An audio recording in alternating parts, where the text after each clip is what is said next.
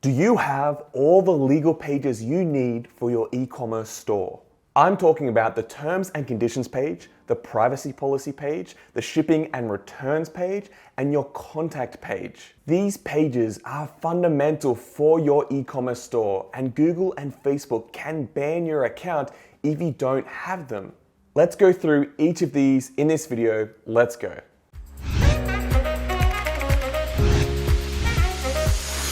Hey guys, Sam here from Ecommerce.com, and today we're talking about these necessary legal pages that every e-commerce store needs to have. Now, I'm going to teach you about these pages and give you some links for some templates, and you're going to need to go and add them yourself for your e-commerce store. Because this is legal stuff, I gotta say, I'm not a lawyer, this isn't legal advice, and you need to make sure that you know what's going on those pages as well. Because what you put on your legal pages depends on where your store is located, who you're selling to, and all that kind of stuff. Let's jump into my computer and I'm gonna walk you through all these pages. Let's go. All right, guys, let's now go through these pages that you need for your legal pages for your Shopify e-commerce store. So I'll go over them right now and then I'll get into more detail about each one. So we've got the privacy policy page, terms and conditions page, shipping page, returns page, and contact us page. Now you can combine these two pages, that's fine. Let's go through them in greater detail. So for the privacy policy page, this is all about how you treat the information of your customers and the people that visit your website. Every website should have one. It's quite a legal page, and Shopify do have this template generator that you can use. I'll put a link to this in the description, but you can go in there. You don't need to sign up for their trial because you probably already got a store. You put in your company name or your details, and it's then going to create a privacy policy for your store. It's a standard template. It's meant to be created for wherever you're located. Put in the URL there. And that's, you use it for yourself, but keep in mind as well, this isn't legal advice. You're going to do it for yourself, but that's something that you can definitely use. And then the next page is going to be the terms and conditions page. This is more about like how people use your website, how people put terms and conditions about your products, pretty much like it's for your business, the terms and conditions for your business. And same thing, you can have a use the generator here, which is creates some simple terms of service for your store. Same thing as the privacy policy generator, just put in your details there. It's gonna generate one for you, and then you can use that on your store. To create it, you're gonna go to the pages section of your website. So I'm in the Shopify dashboard here. This is a development sort of store that we're using to test out a few different things. Go to pages, and then just go add page. And then you can put in here, privacy, policy, and then just paste in the results of that template here. And then it's going to go live on your website, save it. It's going to go live on your website, and then make sure you link that in the footer. Pretty much in the footer is the best place to put that in. So that's how you do it for terms and conditions page as well. So you get those done. They're pretty stock standard. Maybe you have to adjust them a little bit depending on where you're located, but that's pretty standard. The next ones, these are going to be much more custom. So this is your shipping page. You can have this on the same page as returns page, but it's really up to you. I like to keep them separate. But on the shipping page, you're going to put in all the information that people are going to be looking for when they're thinking about can you ship this product to them? And I really recommend you stop and think about someone going to this page, what information are they looking for? So maybe they're looking for the shipping costs, maybe they're looking for the different shipping options, but a lot of the time they're wondering how long is it going to take for me to get this product? And so that you're going to put in the shipping costs, shipping options, maybe that's express, standard, what sort of shipping carriers you use, the time it takes to pack, the lead time it takes once they place the order. Maybe they might get a confirmation email and then you actually send it out within a day or 2 days.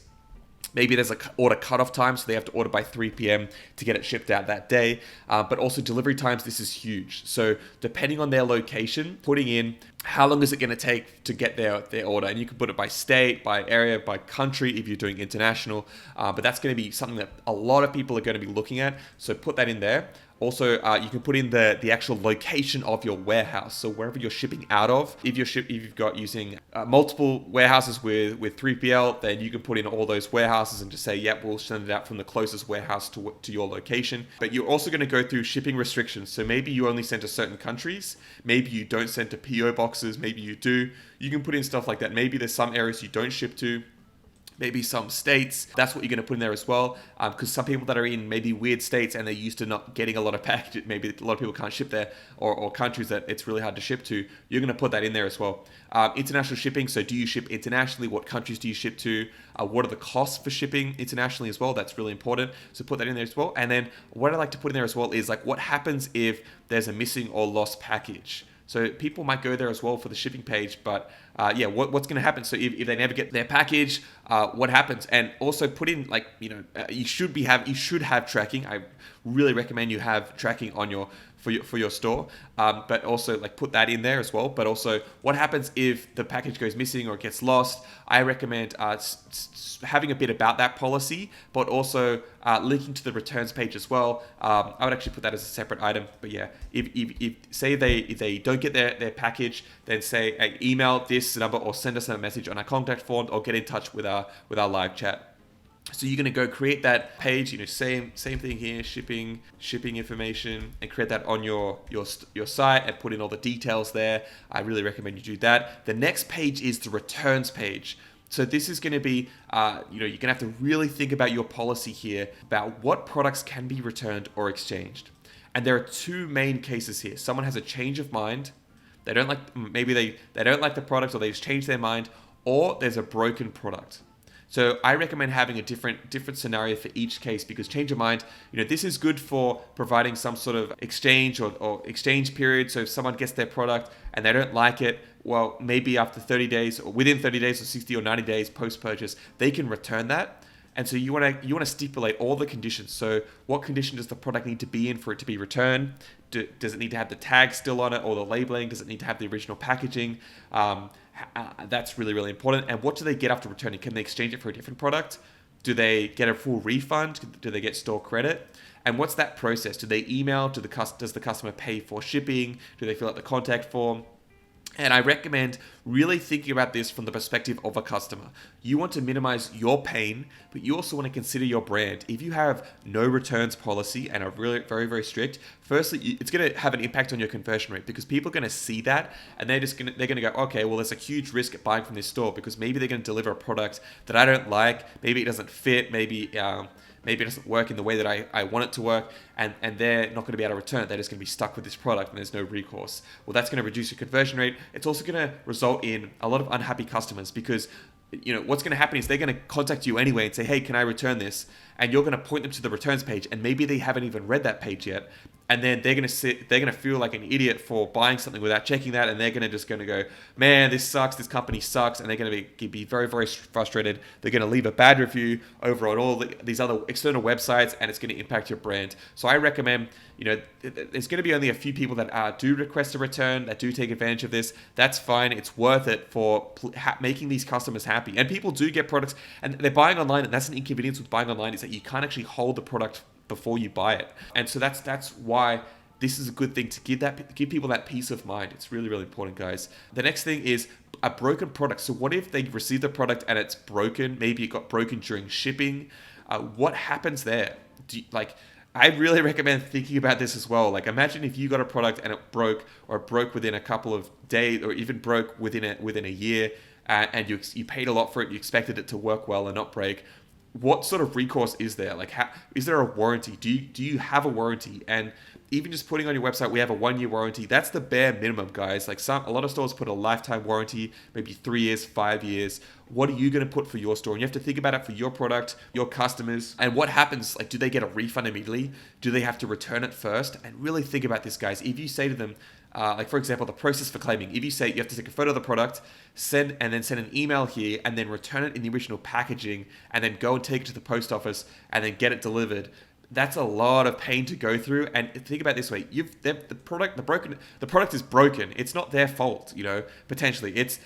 Maybe it's a really low quality product. There's no quality control in the factory. Who knows what happened? But imagine if you got told you have to go through all this work, which is a real pain in the butt. Even if they have to pay for shipping. This is another thing for the change of mind as well. Who pays for shipping, which is here? But who pays for shipping for a broken product? Really, you should pay for it if you're going to get it returned.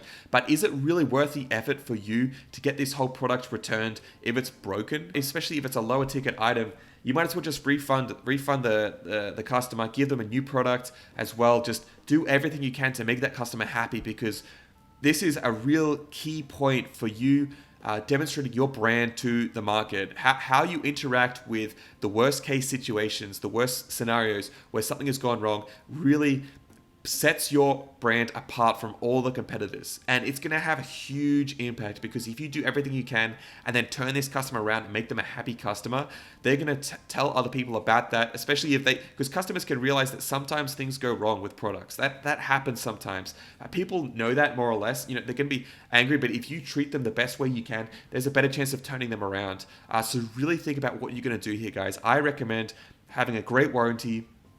And if you can, give them a refund immediately and then send out a new product or a gift card. I really recommend doing that. Zappos, what they do is that they'll refund immediately, send the customer some sort of box that they can package up and with a label that allows them to take it to the post office and then ship it straight back to the company. So they get a refund, they still ship back the product, and they also get a gift card to use on the store within the next 90 to 180 days. The next 3 to 6 months, they have this coupon, like $50, $100 that they can use. So they just smash the customer with all this value and just really trying to give back to that customer after they have a bad experience, because they understand that their brand is so important. So I really recommend you think about this, guys, for your in-store. So important. So build out this returns page. Same way. Go to your website, go to the pages and create a new page. And I really recommend making it really easy to understand. Don't make it ambiguous. Make it super easy to understand.